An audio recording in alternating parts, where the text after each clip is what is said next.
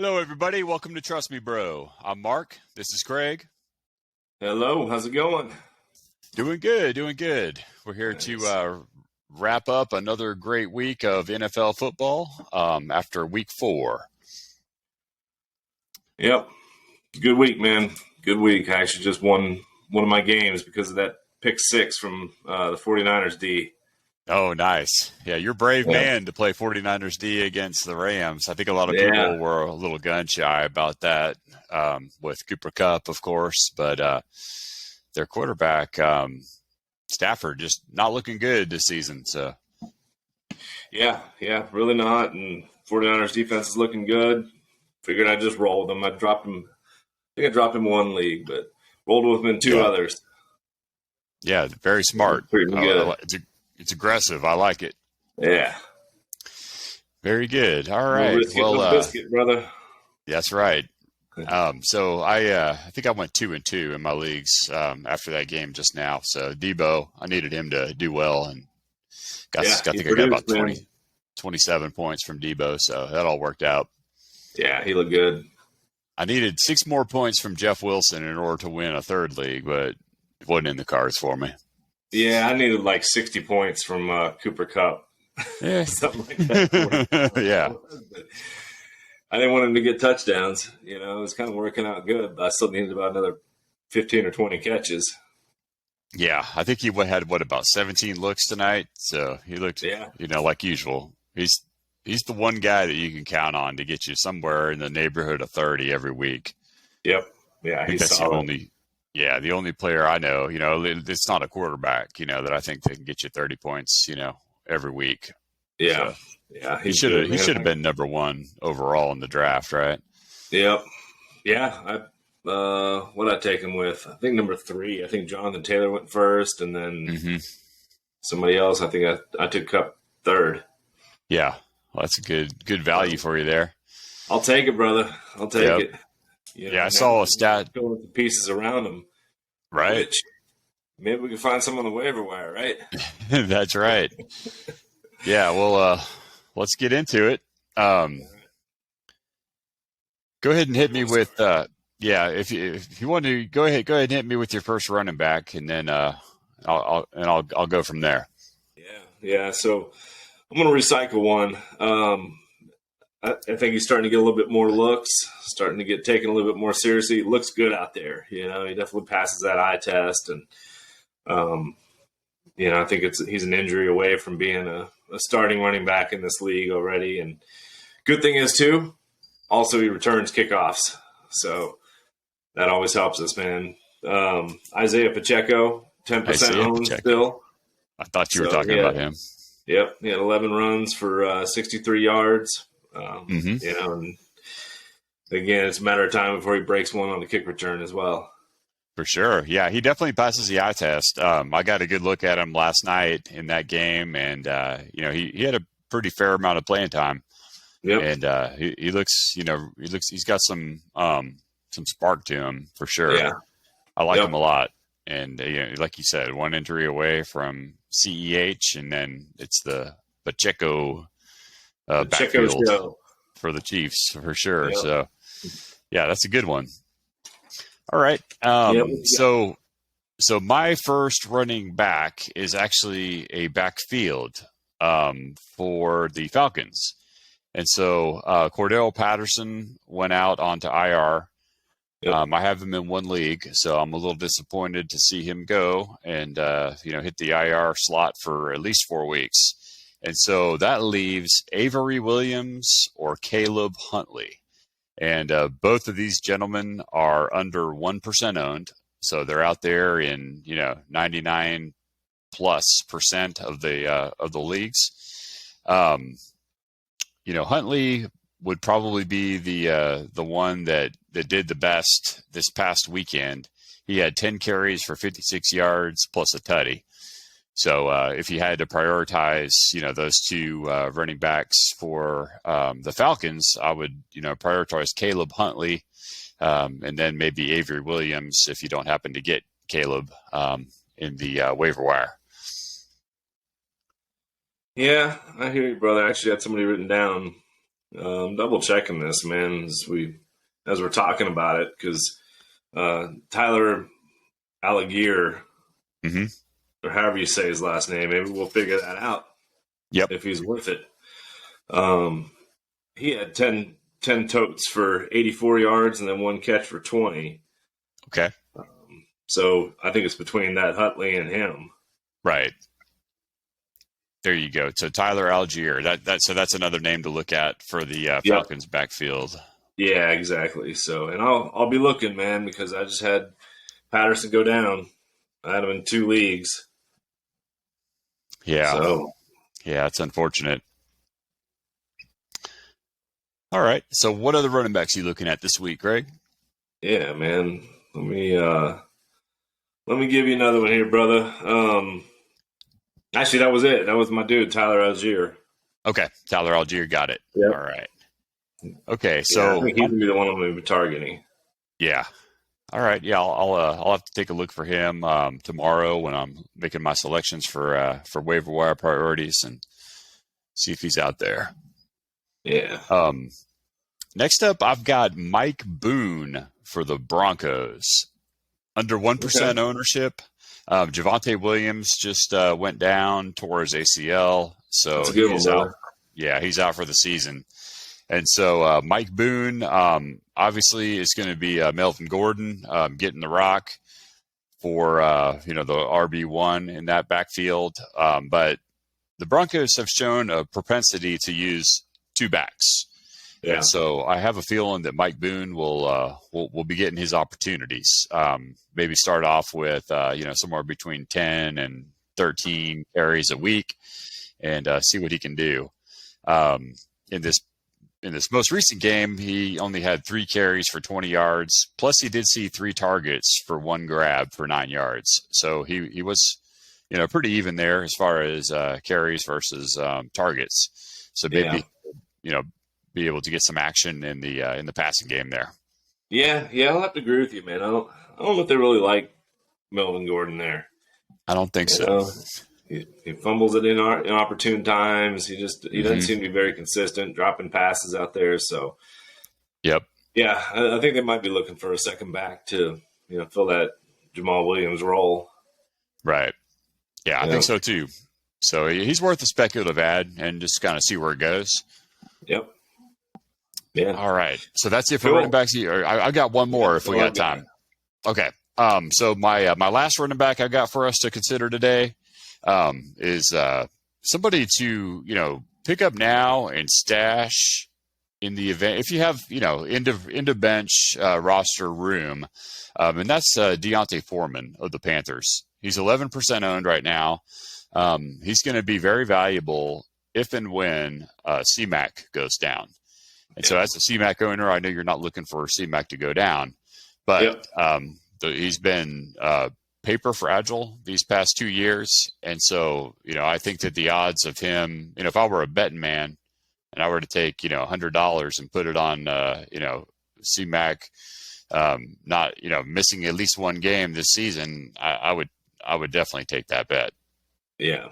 Yeah. So, it's a good handcuff, man. It really is. And I agree with you. I was sweating whether CMAC was going to go to this last weekend already.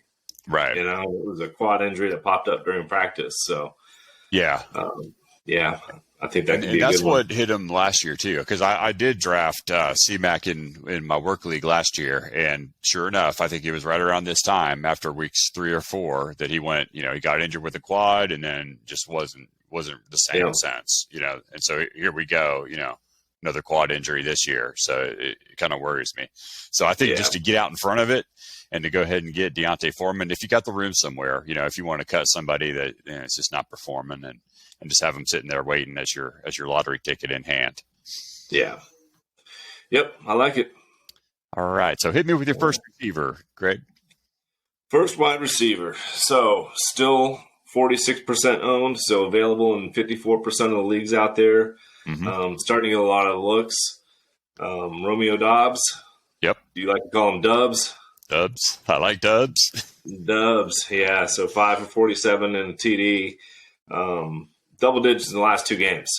Yeah. So he's starting to come on for sure. Yeah, he's starting to come on. I would not be shocked if he's the number one receiver there by the end of the year. Right. Yeah. I mean, Rodgers has to trust these guys. He's going to have to build trust, and he's got to trust some of them. And I just don't see him trusting, some of the legacy guys. I think that Dubs and I think, is it Christian? I forget the other guy's name. Christian Watson. Yeah, and Christian Watson. He just can't seem to get it moving either. So, you know, 8 targets in the last two games for Romeo.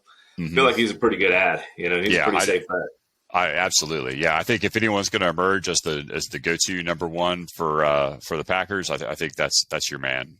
Yeah. So good selection.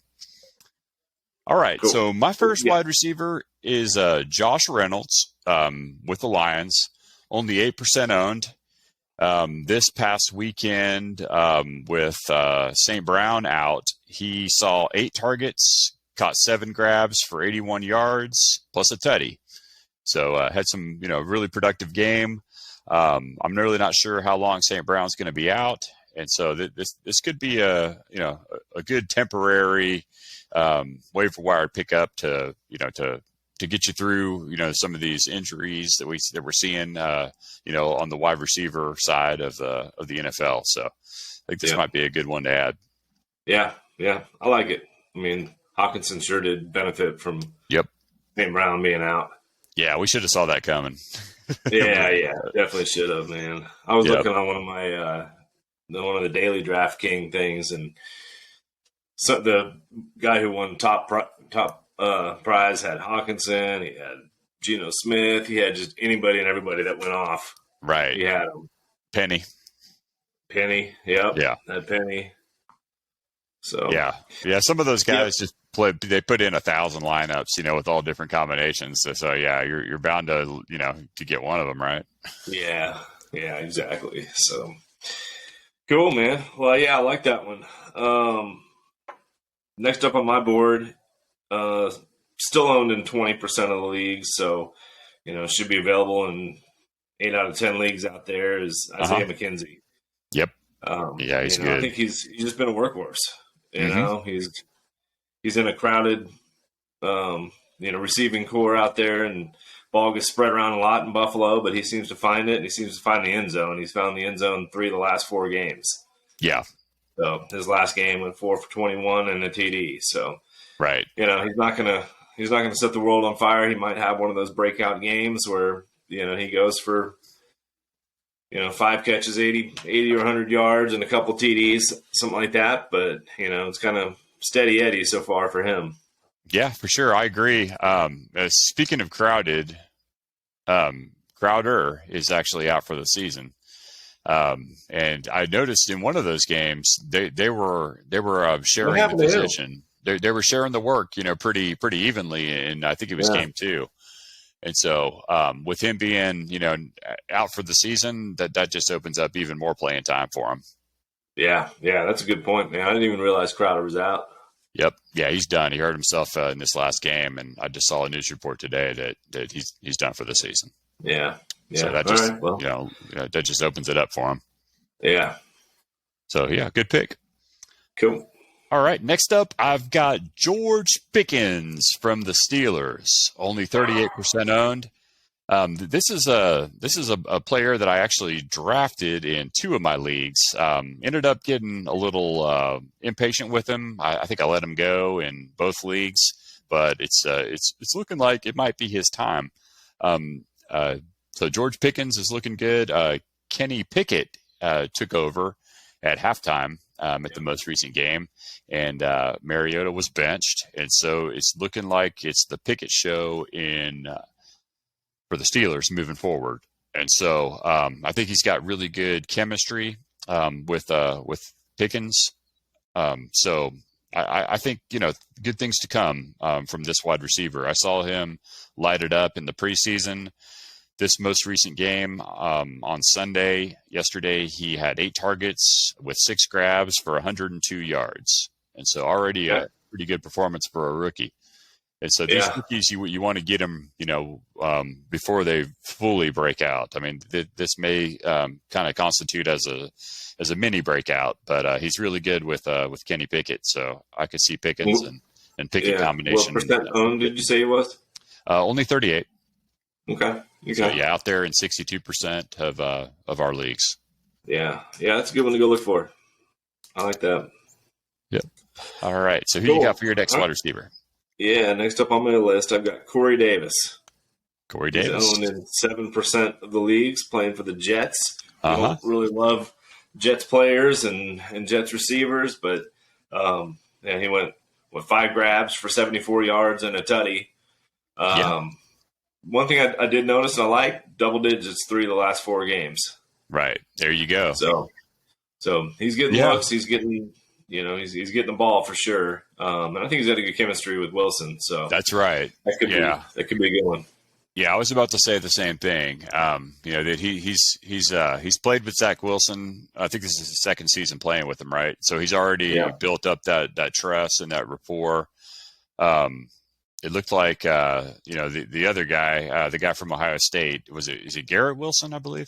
Yeah, Garrett Wilson. Yeah. I was worried about his chemistry with Zach Wilson, and I think that those fears were somewhat justified, at least in this most recent game. The connection just wasn't there. Getting those double-digit targets all 3 in 3 of the first 3 games of the season. I felt like maybe that could continue, but that came to a screeching halt this weekend. And sure did. Yeah, and your boy ended up getting a lot of targets, so I can see that as a good pickup. Cool. What else? You got any more? Yes, sir. I've got one more wide receiver. He's plays for our favorite team, Michael Gallup. He's a Cowboy, and so I know this isn't exactly but he's 46% owned, so he's just underneath our 50% criteria. It's I think a lot of people dropped him with the uncertainty surrounding when's he going to play, but he's out there in 54% of the leagues. And this past game, he had 3 targets for 2 grabs, 24 yards plus a tutty. And so I could see the usage, just increase. And as we were watching that game together, I think that we saw, a lot of trust out there. Between him and our backup quarterback, Cooper Rush. And so I think that even with Dak out, that was one thing that kind of worried me about Gallup. My plan was just to keep him on the bench until Dak gets back. But after seeing the game he just put out there, I realized he's not lighting up the stat sheet with 2 grabs for 3 3 targets. But I think that I see a really good chemistry. I saw trust there. As far as from Cooper Rush, and so I could see him being a solid add and somebody to start too if you're hurting a wide receiver. Yeah, I like him. I mean, I think he's got good chemistry with Cooper Rush, but then he also has good chemistry with Dak. So whoever's throwing the rock, I think he's going to get his looks. I've always liked him. I think he was in a crowded wide receiver core. Yeah, the last couple of years, and kind of got lost. He still got his touches, but it was kind of here and there. So I'm not sure what's going on with Noah Brown. I think he was dinged up from last game too. So I need to check the status on him. But if he's not able to go this next week, then that helps Gallup even more. Absolutely. Yeah, he's been fighting for scraps for these years, having to contend with Amari Cooper and CeeDee Lamb, and so now it's his time to shine. That's the clear-cut number 2 for the Cowboys. Yep, I agree. All right, so hit me with your tight end if you got. Yeah. So I've got 2 tight ends here that I'm looking at. One of them, I think it was a mistake when we were talking this weekend, but man, he sure did go off. It's Mo Alley Cox for the Colts, owned in about 2% of the leagues, had 6 snags for 85 yards and 2 tutties. Not a whole lot prior, but I think when I was seeing a lot prior, he gets looks in the end zone. I think the game prior to this last week, he had a couple passes that were just a little bit off, that were out of his reach, So, so I think he's one that can consistently at least get those red zone looks and targets, and hopefully haul some in.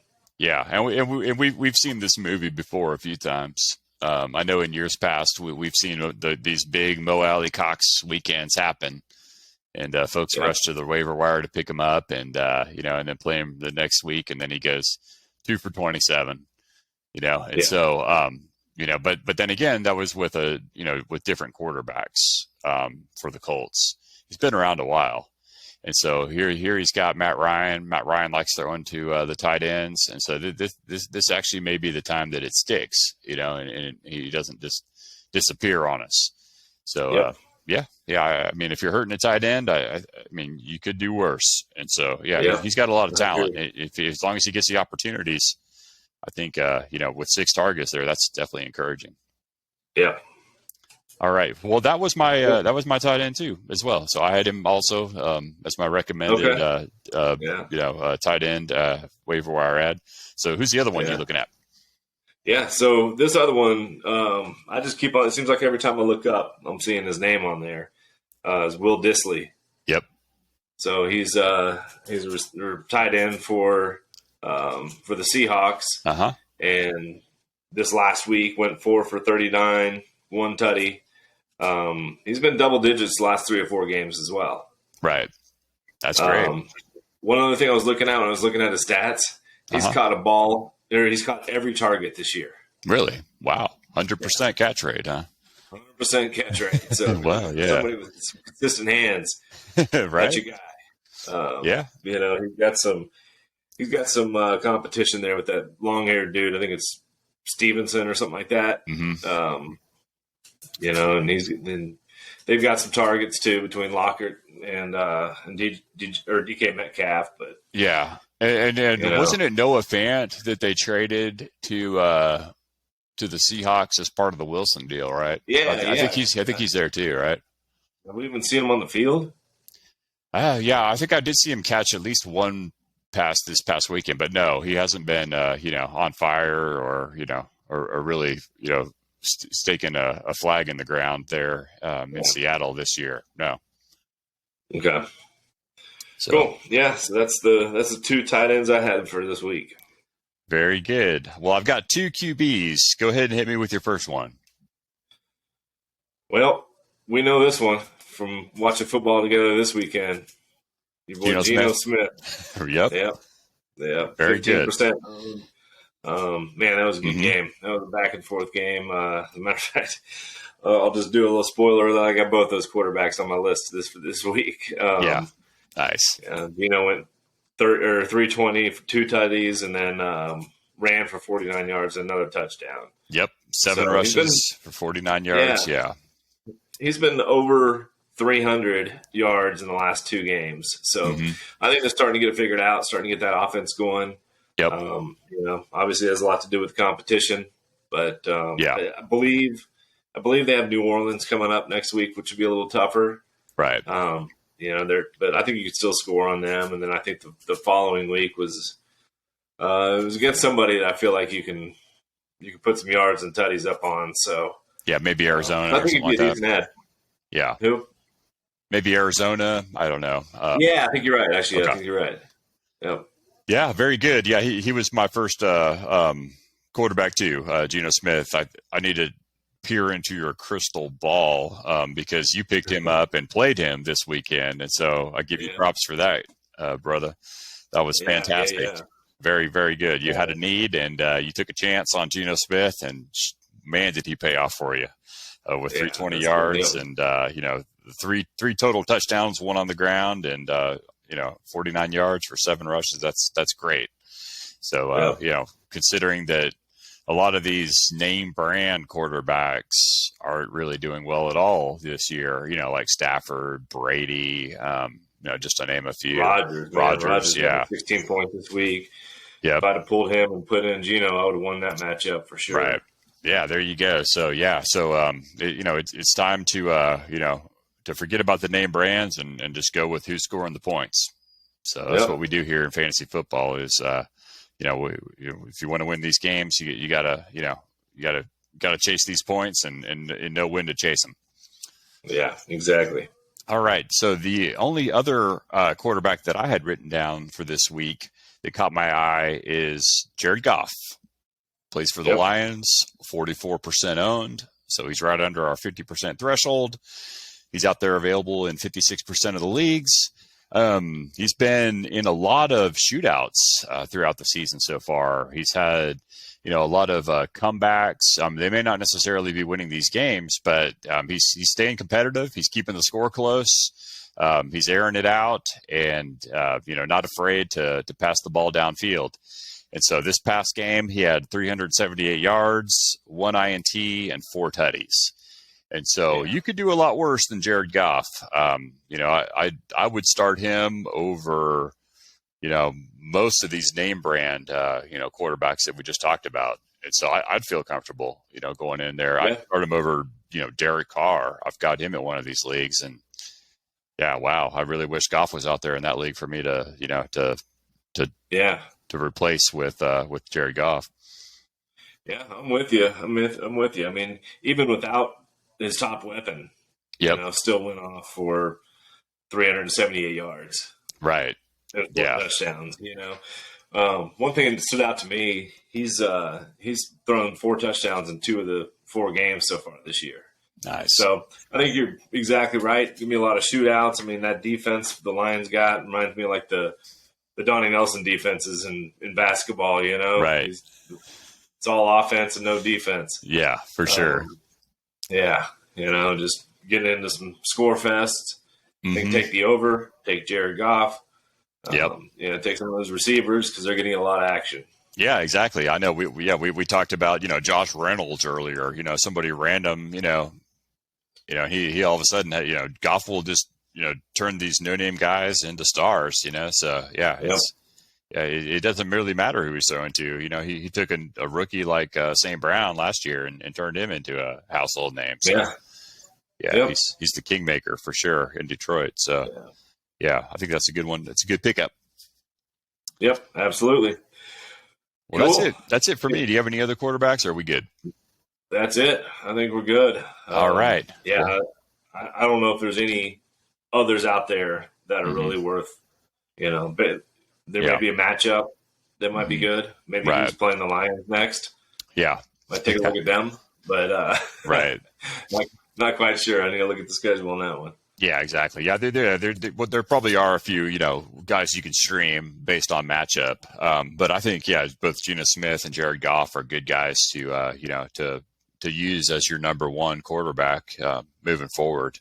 If in a pinch, if you have Dak, or let's say you got Tua, and Tua went down, both of these guys would be good replacements for Tua or Dak. Yep. All right. Cool. All right, brother. Well, very good. I like the pick. I might have to go look at that Pickens. Yes, sir. Yeah. Keep him. Keep an eye on him. He's definitely a good one that will, I think, blossom. As the year progresses. So get him while you can. Yeah, man. I think Pickens. I think Romeo Dobbs are the 2 I'm really going to go out there hunting for. Yep. Yeah, exactly. Let's scoop up these rookies early before they're gone, and then they end up blowing up like Odell Beckham did that one year. Yep. Absolutely. All right, brother. Well, good talking to you, and we will be watching Week 5 NFL starting this Thursday night and through the weekend on Red Zone. Always taking notes, seeing who catches our eye for discussion next Monday night. Yes, sir. All right, man. Let's enjoy the football this week in Week 5, and we'll be back at it next week. Yes, sir. With our pick from that week. All right. Have a good week. Thanks, Craig. Cool. All right. Bye-bye. See ya.